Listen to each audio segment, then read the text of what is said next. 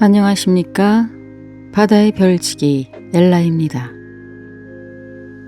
예수님의 어린 시절을 모두 마치고 제가 느낀 점은 인류의 메시아로 오신 예수님께서 태어나실 때부터 어린 시절을 모두 보내셨을 때까지 너무나 많은 사람에게 배척과 미움과 박해를 받으셨다는 사실입니다. 십자가의 고통뿐만 아니라 예수님의 전 생애가 인간적으로 볼 때 너무나도 비참하고 슬픈 생애였음을 저는 느꼈습니다. 지금부터 시작되는 5장부터는 성인이 되신 예수님의 공생애가 시작됩니다. 세례를 받으시고 광야에서 악마의 유혹을 받으셨던 예수님을 들어보시겠습니다. 공생애를 준비하시는 예수님.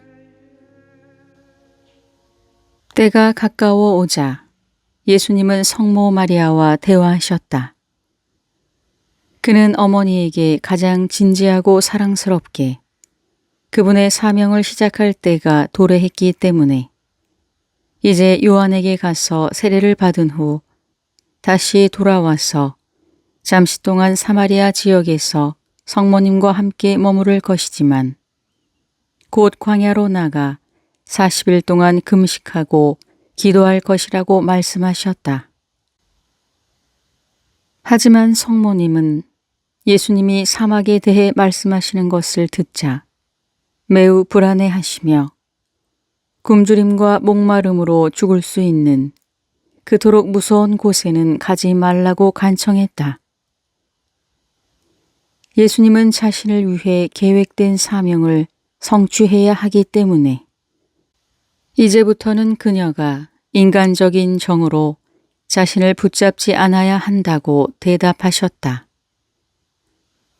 이제 그분에게는 매우 다른 삶이 시작될 것이다. 그분을 믿고 따르려는 사람들은 그분과 함께 고통을 받아야 한다. 그분은 이제 사명을 완수해야 하며 성모님은 그분에 대한 모든 개인적인 권리를 희생해야 한다. 예수님은 비록 자신은 영원히 어머니를 사랑하지만 이제 그분은 모든 인류의 것이라고 말했다. 성모님은 예수님이 말씀하신 대로 해야 하며 하느님 아버지께서는 그녀에게 상을 주실 것인데 칼이 그녀의 영혼을 관통할 것이라는 시메온의 예언이 곧 성취될 것이기 때문이다. 축복받은 성모님은 진지하게 들으셨는데 크게 걱정했지만 예수님의 부드럽고 넘치는 사랑 때문에 하느님께 의지하며 극복했다. 그날 저녁 라자로는 바리사이인 시몬과 다른 종파의 일부 사람들을 초대해서 잔치를 열었다.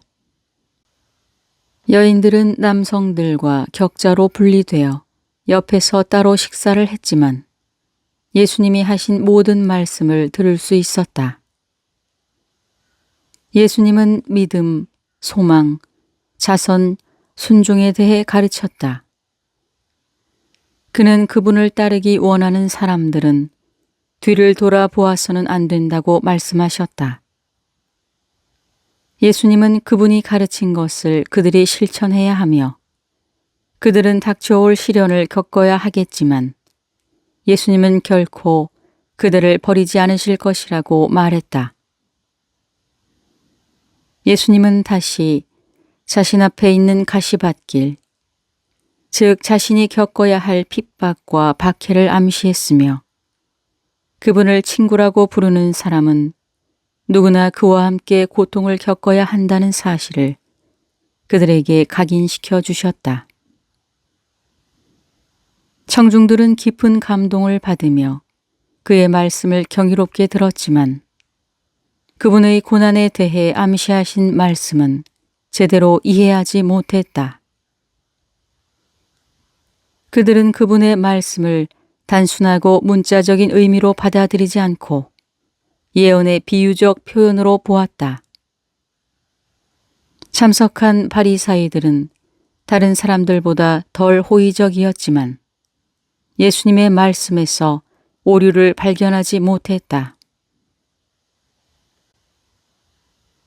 예수님께서 라자로와 함께 세례 장소로 가시다. 예수님은 잠시 쉬신 후 라자로와 함께 여리고 쪽으로 향하여 세례를 받으시는 장소로 가셨다. 밤이 되었기 때문에 라자로의 종들 중에서 한 명이 불이 켜진 횃불을 들고 앞에서 갔다. 그들은 30분 정도 걸은 후 라자로가 소유한 숙박소에 도착했는데 이곳은 후에 제자들이 종종 머물렀던 곳이다. 예수님은 여관에 신발을 벗어두고 맨발로 가셨다.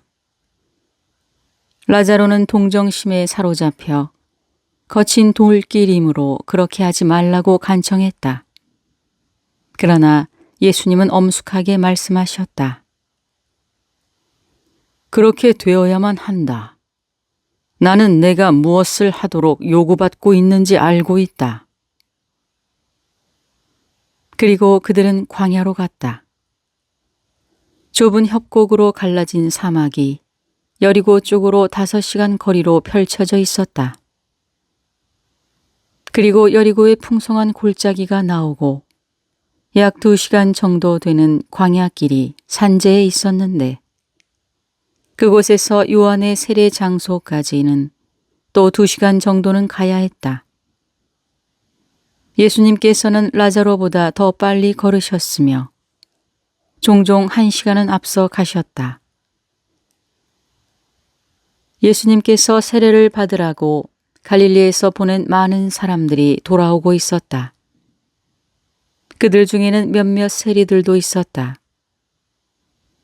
그들은 베타니아로 돌아가는 길에 있었고 어느 정도 멀리 떨어진 거리에서 사막에 계시는 예수님을 지나쳤다. 예수님은 아무 데서도 멈추지 않았다. 그분은 왼쪽으로 여리고를 지나갔고 도중에 몇 군데 다른 곳을 지나쳤지만 멈추지 않았다. 라자로의 친구인 니코데모, 시메온의 아들, 요한 마르코는 예수님과 거의 대화를 나눈 적이 없었다. 그러나 그들은 서로에게 그분의 행동, 그분의 지혜, 그분의 인품, 그리고 그분의 개인적인 매력에 대해서조차도 존경의 말을 끊임없이 나누었다. 그분이 안 계시거나 그분의 뒤를 걸을 때 그들은 서로에게 말했다. 참으로 훌륭한 분이시다. 이와 같은 분은 전에도 없었고 다시는 없을 것이다. 얼마나 진지하고 얼마나 온유하고 얼마나 지혜롭고 얼마나 분별 있고 하지만 얼마나 단순한가. 나는 그분의 말을 그분이 말씀하셨다라고 생각하며 받아들여도 완벽하게 이해할 수가 없다. 우리는 그분의 얼굴을 똑바로 볼 수가 없다. 그분은 우리의 생각을 읽는 것처럼 보이기 때문이다. 그분의 모습을 보십시오. 참으로 위험이 있습니다. 그분은 정말 빨리 움직이지만 위험 없이 서두르지 않으십니다. 어느 누가 그분처럼 걸었는가? 그분은 정말 빨리 이곳저곳을 다니시지만 그분에게는 피곤함의 흔적이 전혀 보이지 않으신다. 그분은 항상 몇 시간 동안 다시 시작할 준비가 되어 있으시다. 그분은 정말로 훌륭한 분이시다. 그리고 나서 그들은 그의 어린 시절, 성전에서 그의 가르침에 대해 이야기했다. 그러나 그들 중 누구도 그들이 하느님의 아들에 대해 말하고 있을 것이라고는 꿈도 꾸지 못했다. 그들은 그분이 다른 모든 사람들보다 더 위대하다는 것을 보았고 그분을 존경하고 그분을 경외했다. 하지만 여전히 그분은 그들에게 단지 기적과 같은 한 사람이었다. 세례 받으시는 예수님. 라자로보다 더 빨리 걸으신 예수님께서는 그보다 2시간 전에 요한의 세례 장소에 도착하셨다. 아침 해뜰 무렵 그곳 근처 길에서 예수님은 세례를 받으러 가는 많은 사람들과 함께 걸으셨다. 그들은 그분을 알지 못했지만 그분에게는 무엇인가 매우 놀라운 것이 있었기 때문에 그들은 그분에게서 눈을 떼지 못했다. 아침이 되자 여행은 끝났다. 평상시보다 더 많은 군중이 모여들었는데 요한은 메시아의 오심이 가까이 왔음과 회개에 대해 크게 역동적으로 설교하면서 동시에 자신이 가르치는 의무에서 물러날 순간이 다가오고 있다고 선포했다. 예수님은 경청하는 군중들 속에 서 계셨는데 요한은 그분의 임재를 느끼고 그분을 바라보았다. 예수님은 그에게 열정의 불을 주고 그의 마음을 기쁨으로 채웠다. 하지만 그는 그 때문에 중단하지 아니하고 설교를 끝마친 후 세례를 주기 시작했다. 그가 많은 사람들에게 세례를 주었는데 오전 10시경 순서에 따라 예수님께서 세례를 받기 위해 물가로 내려오시자 요한이 몸을 굽히며 말했다. 제가 당신에게 세례를 받아야 하는데 어찌하여 당신이 저에게 오십니까? 예수님은 이렇게 대답하셨다. 지금 이루어지도록 하여라. 그대가 나에게 세례를 주고 내가 그대에게 세례를 받음으로 우리는 모든 의로움을 성취하는 것이다. 예수님은 또 말씀하셨다. 그대는 성령과 피로 세례를 받을 것이다. 예수님이 세례를 받으신 후 요한은 기쁜 목소리로 군중에게 설교하고 예수님이 하느님의 아들이자 약속의 메시아라는 것을 증거했다. 그는 선조들과 선지자들의 예언이 지금 성취되었음을 인용하면서 그가 본 것을 설명하고 그들이 들은 하느님의 음성을 상기시켰으며 이제 곧 그는 스스로 물러날 것이라고 그들에게 선언했다. 요한은 또한 이스라엘이 약속의 땅으로 들어갔을 때 계약의 궤가 이곳에 머물렀기 때문에 그들이 서 있는 자리에 거룩한 기억을 언급하며 이제 그들은 전능하신 하느님 아버지께서 직접 증거하신 언약의 실현을 목격했다고 말했다. 요한은 모든 것이 예수님을 향하고 있으며 오늘 축복받은 이스라엘의 소원이 성취되었다고 말했다. 그동안 많은 사람들이 그 자리에 도착했는데 그들 중에는 예수님의 친구들도 있었다. 나는 군중 속에서 니코데모, 오벳, 아리마테아의 요셉, 요한 마르코, 그리고 다른 사람들을 보았다. 요한은 안드레에게 메시아께서 세례를 받았다는 것을 갈릴리 전역에서 발표하도록 명령했다. 예수님은 요한이 선포한 진리를 분명하고 단순한 말로 확인하면서 자신이 잠시 동안 그들로부터 물러나 있을 것이며 그 후에는 그에게 오는 모든 병자와 고통받는 사람들을 치유하고 위로할 것이므로 그동안 그들은 회개와 선행으로 스스로를 준비해야 한다고 말씀하셨다. 그분은 잠시 물러난 후 다시 돌아와서 아버지께서 그분에게 주신 왕국의 기초를 놓을 것이다. 예수님은 군중에게 이렇게 말씀하시면서 보좌를 받기 전에 홀로 물러나서 자신을 준비하고 아버지의 도움을 간청하는 한 왕의 아들에 관한 비유를 사용하셨다. 그의 말씀을 듣고 있던 수많은 군중들 중에는 바리사이들도 있었는데 그들 중 어떤 이들은 이렇게 생각했다. 그는 목수의 아들이 아니고 어떤 왕의 가짜 아들일 수 있다. 그는 이제 그의 왕국으로 돌아갈 것인가? 그의 신하들을 모아 예루살렘으로 행진할 것인가? 광야에서 40일 기도하시는 예수님.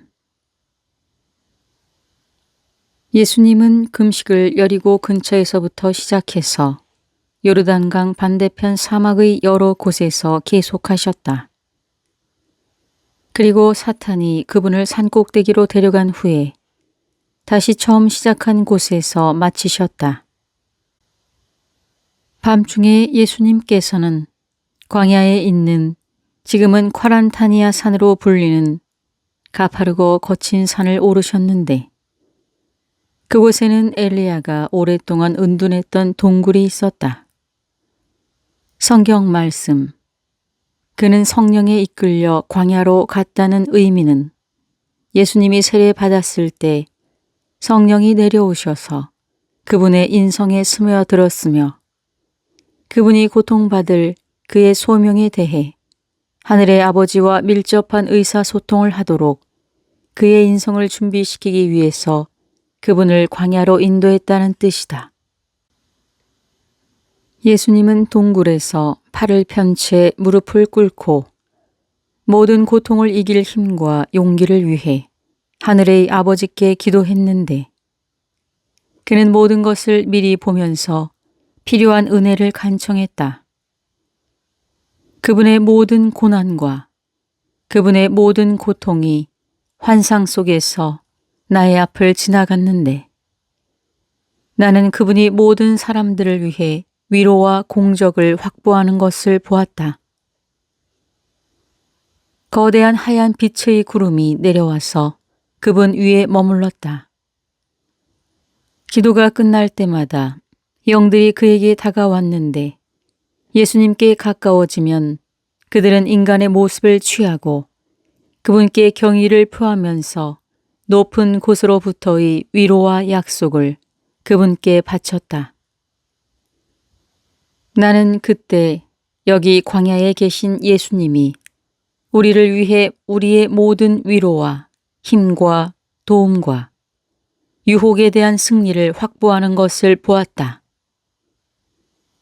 그분은 우리가 어려워할 때나 우리가 승리할 때에 우리에게 주기 위해 우리의 상을 확보하고 우리의 금식과 고행이 헛되지 않도록 그분의 모든 미래의 수고와 고난을 하느님 아버지께 바쳤는데 미래의 모든 신실하게 믿는 자들의 기도와 영적 노동이 가치 있게 되도록 하기 위해서였다. 나는 그분이 교회를 위해 쌓아놓은 보물을 보았는데 40일 금식하는 동안 교회가 자녀들에게 열렸고 이 기도 중에 예수님은 피땀을 흘렸다. 예수님의 신성과 그분의 사명은 사탄에게는 감추어져 있었다. 이는 내가 사랑하는 아들이요 내가 매우 기뻐하는 자라 라는 말씀은 사탄에게는 단순한 인간 선지자에 대해 말한 것으로 이해되었다. 예수님은 동굴에서 종종 엎드려서 그리고 다시 무릎을 꿇거나 서서 기도하셨다.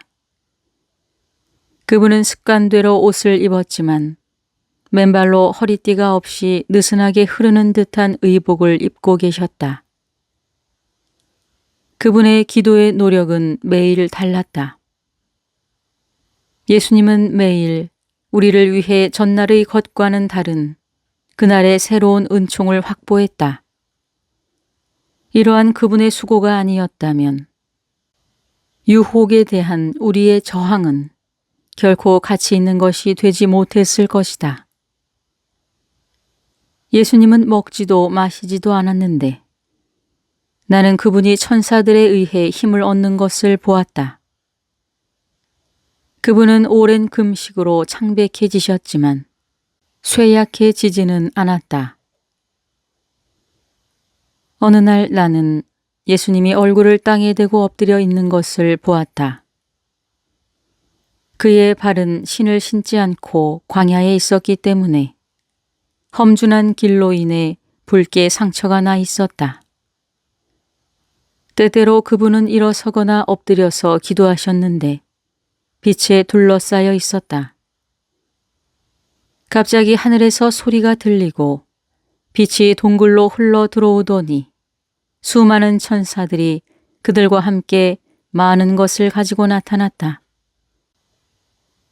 나는 너무나도 압도되어 동굴의 바위 벽에 눌린 것처럼 느꼈고 곧 쓰러질 것 같아서 나는 쓰러질 것이다. 나는 예수님 옆에 쓰러질 것이다. 라고 외치기 시작했다. 그리고 이제 나는 천사의 무리가 예수님 앞에서 몸을 굽혀 경의를 표하고 그들이 그들의 사명을 수행하도록 해달라고 간청하는 것을 보았다. 그들은 하늘에 계신 아버지의 품을 떠나 동정녀의 몸속에서 성육신하신 것이 그분의 뜻이었듯이 인류를 위해 고통받는 것이 여전히 그분의 뜻인지 예수님께 물어보았다. 그리고 예수님께서 자신의 고난을 받아들일 것임을 새롭게 확인하며 대답하시자 한 천사의 무리가 그들이 가져온 십자가를 그분 앞에 세웠다.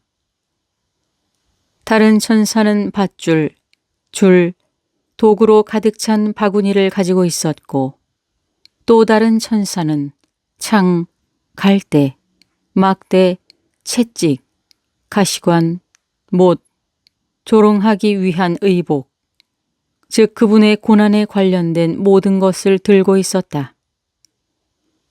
그런 다음 그의 앞에 그가 견뎌야 할 가장 날카로운 고통들, 즉 바리사이들의 악의, 유다의 반역, 쓰라린 불명예스러운 죽음의 순간에 유대인들이 준 모욕 등이 마치 행렬처럼 나타났다. 천사들은 준비한 모든 것을 구세주 앞에 펼쳐 놓았으며 마치 성스러운 역할을 수행하는 사제처럼 큰 경외심으로 모든 것을 진행했다. 이처럼 예수님의 순환 전체가 펼쳐지고 그분의 눈앞에서 상세하게 지나가는 동안 나는 천사들과 예수님이 눈물을 흘리는 것을 보았다. 사탄이 여러 방법으로 예수님을 유혹하다.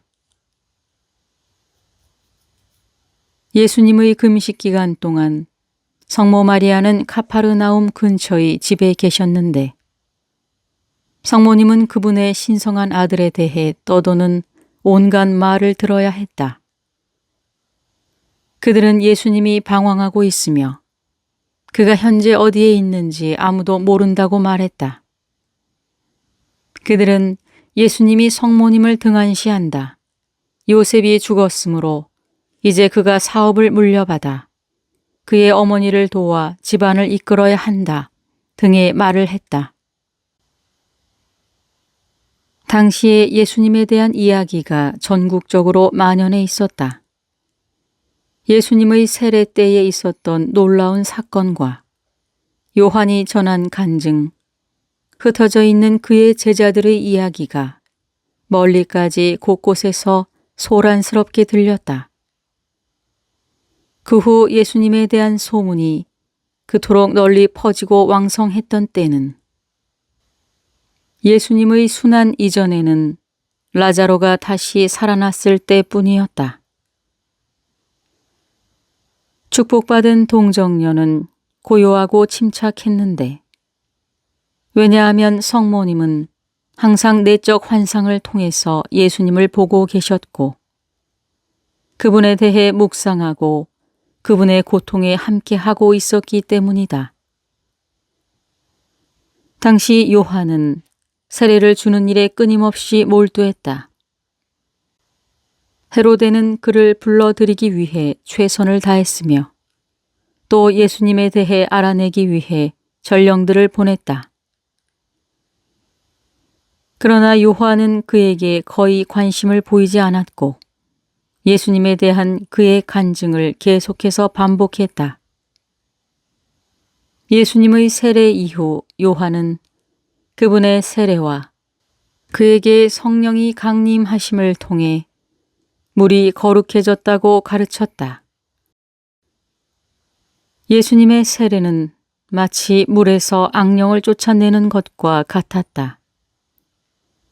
예수님은 물을 성화하기 위해 자신이 고난을 받고 세례를 받았다.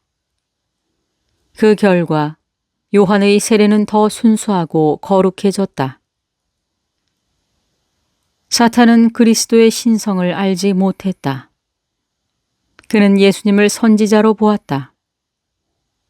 그는 어린 시절부터 예수님의 거룩함과 그의 어머니의 거룩함을 주목했다. 그러나 성모 마리아는 사탄을 주시하지 않았으며 결코 유혹의 귀를 기울이지 않았다. 그녀 안에는 사탄이 붙을 수 있는 것이 없었다. 여인 중 가장 아름다웠지만 마리아는 결혼 문제가 제기되었을 때 성전에서 지팡이가 개화했을 때를 제외하고는 구혼자를 생각하지 못했다. 나는 그리스도의 신성이 어떻게 사탄에게 그렇게 감추어져 있었던 것인지 스스로에게 물어보았는데 나는 다음과 같은 지시를 받았다. 나는 사람들이나 사탄이 그리스도의 신성을 알지 못하는 것이 사람들에게 득이 되며 그럼으로써 믿음을 행하는 법을 배운다는 것을 분명히 이해했다. 주님이 말씀하신 이 한마디를 나는 아직도 기억한다. 아담은 유혹한 뱀이 사탄이라는 것을 알지 못했다. 마찬가지로 사탄은 인류를 구원한 그가 하느님이라는 것을 알지 못했다.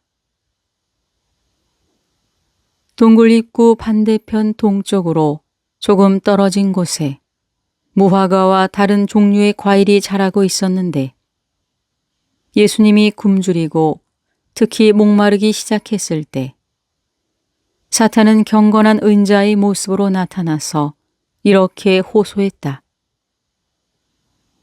나는 너무 배가 고픕니다.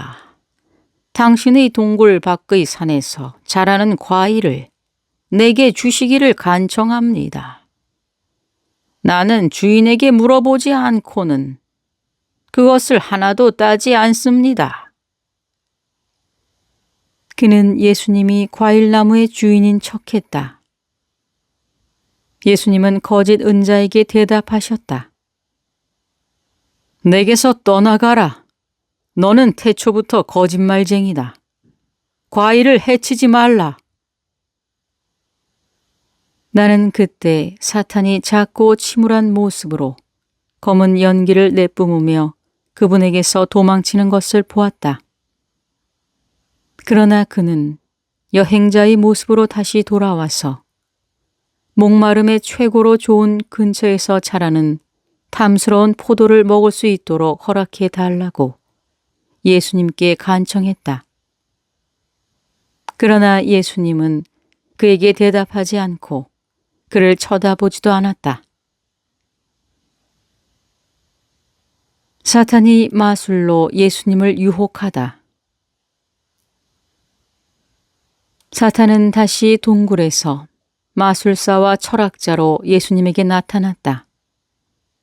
그는 현인으로 그에게 왔으며 그 자신도 놀라운 것을 행할 수 있음을 그에게 보여주겠다고 말했다. 그런 다음 그는 손에 들고 있는 지구본과 같은 것을 보여주었다. 하지만 예수님은 사탄이 원하는 것처럼 굴을 바라보지도 유혹하는 자에게 시선을 주지도 않고 그에게 등을 돌린 채 동굴을 떠나셨다. 나는 사탄의 희귀한 쇼를 들여다보았는데 자연에서 가장 멋진 장면, 그늘진 숲이 가득한 사랑스러운 즐거운 정원, 시원한 분수, 풍성한 과일나무, 감미로운 포도 등이 모두 나타나고 있었고 그것들은 끊임없이 더 아름답고 매력적인 장면으로 전환되고 있었다. 하지만 예수님은 사탄에게 등을 돌리고 사라졌다. 이것은 이제 목마름과 굶주림의 고통을 경험하기 시작한 예수님의 금식을 중단하려는 또 다른 유혹이었다. 사탄은 그분을 어떻게 생각해야 할지 아직 몰랐다. 그는 그분과 관련된 예언을 알고 있었고 그분이 사탄 자신에게 능력을 행한다는 것을 느꼈지만 아직은 예수님이 하느님이라는 것을 알지 못했다. 그는 그가 그토록 오시는 것을 두려워하는 메시아가 바로 그분이라는 사실도 알지 못했다. 금식하고 굶주리고 유혹을 견디는 것을 보았으며 너무나 가난하고 여러 면에서 고통받는 것도 보았는데 한마디로 그는 평범한 사람처럼 보였기 때문이다. 이 점에서는 사탄도 바리사이들처럼 눈이 멀어 있었다. 그는 예수님을 그가 유혹으로 타락시킬 수 있는 거룩한 사람으로 보았다. 돌을 빵으로 바꾸도록 예수님을 유혹하는 사탄. 예수님은 이제 굶주림과 목마름으로 고통받고 계셨다. 나는 동굴 입구에서 그분을 여러 번 보았다. 어느 날 저녁 무렵에 사탄이 크고 강력한 사람의 모습을 하고 산에 올라왔다. 그는 아래에서 작은 두루마리 책만큼 긴 그러나 끝이 네모진 돌 2개를 준비했는데 그것은 그가 산에 오르는 동안 완벽한 빵의 모양으로 변형되었다. 그가 예수님께 동굴 안으로 들어오자 그는 평소보다 더 악해 보였다. 그는 양손에 돌을 하나씩 들고 이렇게 말했다. 과일을 먹지 않는 것은 그대가 맞았습니다. 그것은 입맛만 돋굴 뿐이기 때문입니다. 그러나 당신이 세례를 받았을 때 성령님이 강림한 하느님의 아들이라면 내가 이렇게 돌을 빵의 모양으로 변형시켰으니 이제 그대가 이것을 빵으로 만드시지요. 예수님은 그를 쳐다보지도 않으셨다. 하지만 나는 그분이 이렇게 말씀하시는 것을 분명히 들었다. 사람은 빵으로 사는 것이 아니다. 그러자 사탄은 완전히 포악하게 변했다. 그는 마치 예수님을 붙잡으려는 듯이 발톱을 펴고 도망쳤다. 나는 그가 그의 돌을 들고 사라지는 것을 보고 웃었다. 사탄이 높은 곳에서 예수님을 유혹하다. 다음 날 저녁, 나는 위험 있는 천사의 모습을 한 사탄이 거센 바람과 같은 소리와 함께 예수님을 향해 쓸려 내려오는 것을 보았다. 그는 내가 미카엘 대천사가 입은 것을 본 것과 비슷한 일종의 전투복을 입고 있었다. 그러나 그의 가장 웅장한 화려함 속에서도 나는 사악한 것을 발견할 수 있었는데 그는 예수님께 이와 같이 자랑하는 말을 했다. 나는 그대에게 내가 누구인지, 내가 어떤 일을 할 수 있는지, 천사들이 어떻게 나를 손으로 받아 데려가는지 보여주겠습니다. 저 먼 곳을 보세요. 예루살렘이 있습니다. 성전을 보십시오. 그대를 그곳 최고 높은 곳으로 데려갈 터이니 그러면 그대가 할 수 있는 일을 보여주세요. 천사들이 그대를 받아서 모시고 내려오는지 보여주세요. 예수님은 아무 대답도 하지 않으셨고 사탄은 예수님을 탑의 가장 높은 지점으로 데려갔다. 그리고 사탄은 땅으로 날아가 소리쳤다. 당신이 하느님의 아들이거든 당신의 능력을 보여주고 내려오시오. 성경에도 이렇게 쓰여 있습니다. 그분께서 너를 위해 그의 천사들에게 명령하사 그들의 손으로 너를 받쳐주어 너희 발이 돌에 부딪히지 않게 하리라. 예수님은 대답하셨다. 주 하느님을 시험하지 말라고 기록되었다.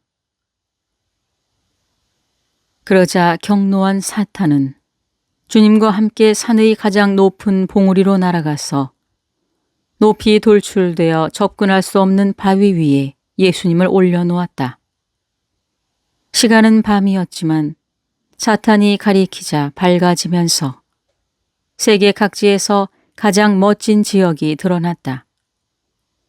마귀는 다음과 같은 말을 예수님께 했다. 나는 그대가 위대한 선생인 것을 압니다. 그리고 이제 그대가 제자들을 모아 그대의 교리를 선포하려고 한다는 것을 압니다. 보시오. 이 모든 위대한 나라들, 이 강력한 나라들, 이 나라들과 저기 있는 가난한 작은 유다를 비교해 보세요. 무릎을 꿇고 나에게 숭배하면 내가 이것들을 그대에게 넘겨주겠습니다. 마귀는 숭배라는 말로 유대인들, 특히 바리사이인들이 왕이나 위대한 인물들에게 호의를 청할 때 공통적으로 하는 순종을 의미했다. 예수님께서는 오직 이렇게만 말씀하셨다. 주 하느님만 경배하고 그분만 섬겨라. 사탄아, 나에게서 떠나가라. 그러자 나는 사탄이 바위에서 솟아오르고 시면에 던져져 마치 땅이 그를 삼킨 듯이 사라지는 것을 보았다.